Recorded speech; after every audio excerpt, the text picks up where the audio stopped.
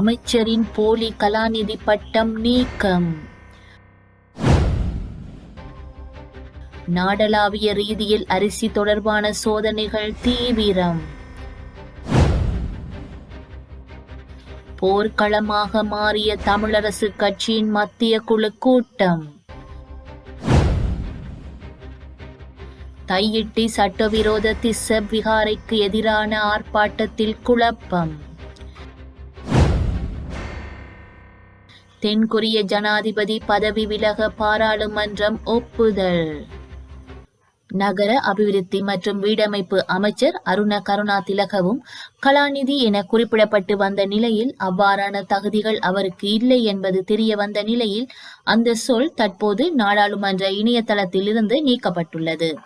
இலங்கை முன்னாள் சபாநாயகர் அசோக சபுமல் ரன்வலவின் கலாநிதி பட்டம் போலியானது என்பது தெரிய வந்ததினால் அது தொடர்பில் ஏற்பட்ட சர்ச்சையை அடுத்து அவர் பதவியை ராஜினாமா செய்துள்ளார்.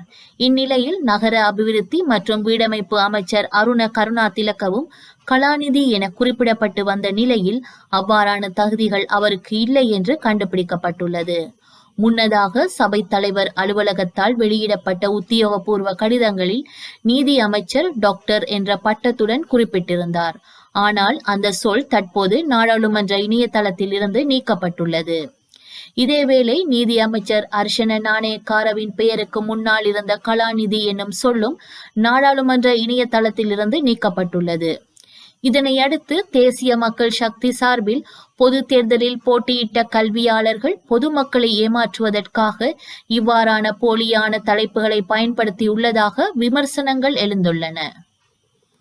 நாடளாவிய ரீதியில் அரிசி தொடர்பான சோதனை நடவடிக்கைகள் தொடர்ந்தும் முன்னெடுக்கப்பட்டு வருவதாக நுகர்வோர் விவகார அதிகார சபை தெரிவித்துள்ளது.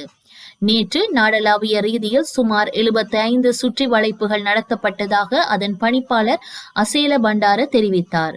இனிவரும் காலங்களில் வார இறுதி நாட்களிலும் விடுமுறை நாட்களிலும் சுற்றி வளைப்புகளை நடத்துமாறு சம்பந்தப்பட்ட அதிகாரிகளுக்கு அறிவுறுத்தப்பட்டுள்ளதாக அவர் கூறினார். மேலும் இறக்குமதி செய்யப்பட்ட அரிசி கையிருப்பு சந்தைக்கு வருவதால் அரிசியின் விலை குறைந்துள்ளதோடு சில பிரதேசங்களில் நெல் விலையும் குறைவடைந்துள்ளதாக தகவல்கள் கிடைக்கப் பெறுவதாக அவர் தெரிவித்துள்ளார். இதற்கிடையில் அரச வர்த்தக கூட்டுத்தாபனத்தினால் 5200 மெட்ரிக் டன் நாட்டரிசியை இறக்குமதி செய்வதற்கான ஏற்பாடுகளும் செய்யப்பட்டுள்ளன.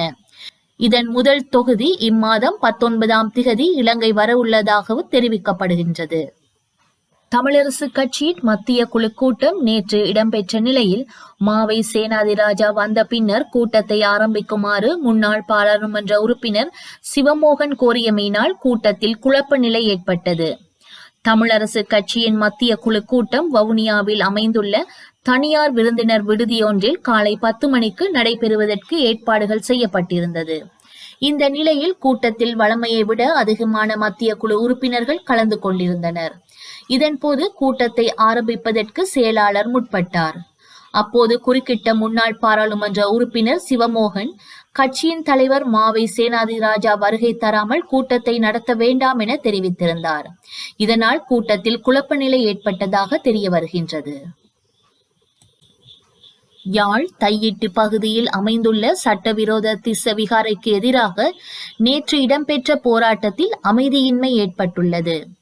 காவல்துறையினர் மற்றும் ஆர்ப்பாட்டத்தில் ஈடுபட்ட மக்களுக்கு இடையே இந்த அமைதியின்மை ஏற்பட்டதாக தெரிய வருகின்றது.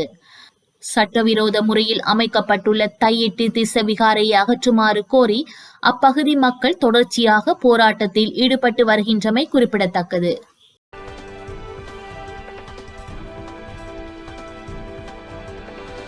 தென்கொரிய ஜனாதிபதி யூன் சுக் யோலை பதவி விலக வேண்டும் என்று எதிர்க்கட்சிகள் வலியுறுத்தி வருகின்றன. அவருக்கு எதிரான தீர்மானத்தை பாராளுமன்றத்தில் எதிர்க்கட்சிகள் கொண்டு வந்தன. இந்த மசோதா மீதான வாக்கெடுப்பு சனிக்கிழமை தென்கொரிய பாராளுமன்றத்தில் நடைபெற்றது. பாராளுமன்ற கட்டிடத்திற்கு வெளியே திரண்ட ஆயிரக்கணக்கான மக்கள் ஜனாதிபதிக்கு எதிரான கோஷங்களை எழுப்பினர். வாக்கெடுப்பில் மொத்தம் 300 உறுப்பினர்களை கொண்ட பாராளுமன்றத்தில் தீர்மானத்திற்கு ஆதரவாக 204 வாக்குகளும் எதிராக 85 வாக்குகளும் பதிவாயின. 3 பேர் வாக்களிக்க மறுத்தனர். 8 வாக்குகள் செல்லுபடியற்றதாகின. இதன்படி தீர்மானத்திற்கு ஆதரவாக பெரும்பான்மை வாக்குகள் பதிவாகியுள்ளதால் யோன் சுக் பாராளுமன்றத்தில் ஒருமனதாக பதவி நீக்கம் செய்ய ஒப்புதல் வழங்கப்பட்டுள்ளது. இந்திய மக்களவையில் நேற்று அரசியல் சாசனம் மீதான விவாதத்தில் எதிர்க்கட்சிகளுக்கு பிரதமர் மோடி பதிலுரையாற்றினார். நமது அரசியல் சாசனம் நம்மை 75 ஆண்டுகளாக முன்னேற்ற பாதையில் வழிநடத்தி கொண்டிருக்கின்றது. அரசமைப்பின் 75வது ஆண்டு விழா உலக ஜனநாயகங்களுக்கு மகிழ்ச்சியான தருணம். அரசியல் அமைப்பில் பெண்களுக்கு முதலில் அதிகாரம் வழங்கியது இந்தியா தான். பெண்களின் பங்களிப்பே அரசமைப்பை வலுப்படுத்துகின்றது. இதுவரையில் கொண்டு வரப்பட்ட அனைத்து முக்கிய திட்டங்களும் பெண்களை மையப்படுத்தியே கொண்டு வரப்பட்டன. 100வது சுதந்திர தின விழாவின் போது வளர்ந்த நாடாக இந்தியா உருவெடுத்திருக்கும். விரைவில் உலகின் 3வது பொருளாதாரமாகவும் இந்தியா மாறும். நாட்டின் முன்னேற்றத்திற்கு ஒற்றுமை மிக அவசியம். மின் விநியோகத்திற்கு கூட நாடு முழுவதும் ஒரே வழித்தட திட்டம் மூலம் ஒருங்கிணைந்த உட்கட்டமைப்பு உருவாக்கப்படுகிறது. 75 ஆண்டு கால சாதனை அசாதாரணமானது. கோடிக்கணக்கான இந்தியர்கள் முன் தலைவணங்க விரும்புகின்றேன் என அவர் மேலும் தெரிவித்திருந்தார். உலகின் முன்னணி தொழில்நுட்ப நிறுவனமான ஆப்பிள் நிறுவனம் மீது பிபிசி செய்தி நிறுவனம் முறைப்பாடு அளித்துள்ளது. ஆப்பிள் நிறுவனம் தனது AI தொழில்நுட்பமான ஆப்பிள் இன்டெலிஜென்ஸ் வசதியை சில நாட்களுக்கு முன்பு பிரித்தானியாவில் அறிமுகப்படுத்தியது. இதில் பல தளங்களிலிருந்து சேகரிக்கப்பட்ட செய்திகளை AI மூலம் அறிவிப்பாக தயாரித்து வெளியிடும் வசதி உள்ளது. அதில் பிபிசி தளத்தின் செய்தி என குறிப்பிடப்பட்ட அறிவிப்பு ஒன்றில் அமெரிக்காவில் மருத்துவ காப்பீடு நிறுவனத்தின் தலைவர் பிரையன் தாம்சனை கொன்ற வழக்கில் கைதான லூகி தன்னைத்தானே துப்பாக்கியால் சுட்டு தற்கொலை செய்து கொண்டதாக செய்தி வெளியிடப்பட்டது. இது பொய்யான தகவலாகும். இதனைத் தொடர்ந்து ஆப்பிள் நிறுவனத்திடம் இந்த செய்தி குறித்து பிபிசி நிறுவனம் முறைப்பாட்டை தெரிவித்தது. இது தொடர்பாக பிபிசி செய்தி தொடர்பாளர் வெளியிட்ட அறிக்கையில், பிபிசி நிறுவனம் உலகின் மிகவும் நம்பத்தகுந்த செய்தி நிறுவனமாகும். எங்கள் பெயரில் வெளியாகும் எந்த செய்தி அல்லது அறிவிப்பை எங்களது பார்வையாளர்கள் நம்புவார்கள். மேலும் அந்த நம்பகத்தன்மை எங்களுக்கு மிக முக்கியமாகும். இந்த விவகாரம் குறித்து ஆப்பிள் நிறுவனத்திடம் நாங்கள் முறைப்பாடு அளித்துள்ளோம். இது தொடர்பாக பிபிசி செய்தி தொடர்பாளர் வெளியிட்ட அறிக்கையில், பிபிசி நிறுவனம் உலகின் மிகவும் நம்பத்தகுந்த செய்தி நிறுவனமாகும். எங்கள் பெயரில் வெளியாகும் எந்த செய்தியோ அல்லது அறிவிப்பையோ எங்களின் பார்வையாளர்கள் நம்புவார்கள். மேலும் அந்த நம்பகத்தன்மை எங்களுக்கு மிக முக்கியமாகும். இந்த விவகாரம் குறித்து ஆப்பிள் நிறுவனத்திடம் நாங்கள் முறைப்பாடு அளித்துள்ளோம். மேலும் இதனை சரி செய்யவும் நாங்கள் வலியுறுத்தியுள்ளோம் என தெரிவிக்கப்பட்டுள்ளது. காசாவில் இஸ்ரேல் நடத்தி வரும் தாக்குதலில் உயிரிழந்தவர்களின் எண்ணிக்கை 44,835 உயர்ந்துள்ளது.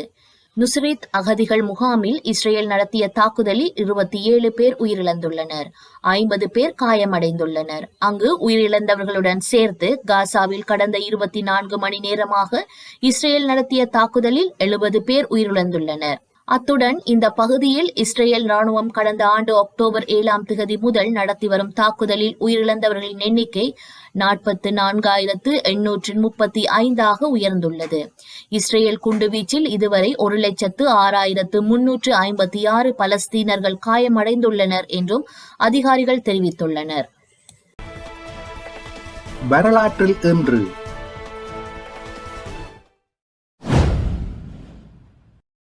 1995 ஈழப்போர். ஈழத்தமிழருக்கு ஆதரவு தெரிவித்து திருச்சியில் அப்துல் ரஹூப் என்பவர் தீக்குளித்து உயிரிழந்தார். 2001 பீசாவின் சாயும் கோபுரம் 11 ஆண்டுகளின் பின்னர் மீண்டும் திறக்கப்பட்டது. 2006 இலங்கை கிழக்கு பல்கலைக்கழக உபவேந்தர் கலாநிதி சுப்பிரமணியம் ரவீந்திரநாத் கொழும்பில் இனம் தெரியாத ஆயுததாரிகளால் கடத்தப்பட்டு காணாமல் போனார். 2010 90 அகதிகளை ஏற்றிச் சென்ற படகு கிறிஸ்துமஸ் தீவுக்கருகில் பாறைகளுடன் மோதியதில் 48 பேர் உயிரிழந்தனர். செய்திகளை உடனுக்குடன் தெரிந்து கொள்ள உடனே சப்ஸ்கிரைப் செய்து பெல் பட்டனை கிளிக் பண்ணவும். மேலதிக செய்திகளை தமிழ் தாய் இணையதளத்தில் பார்வையிடலாம்.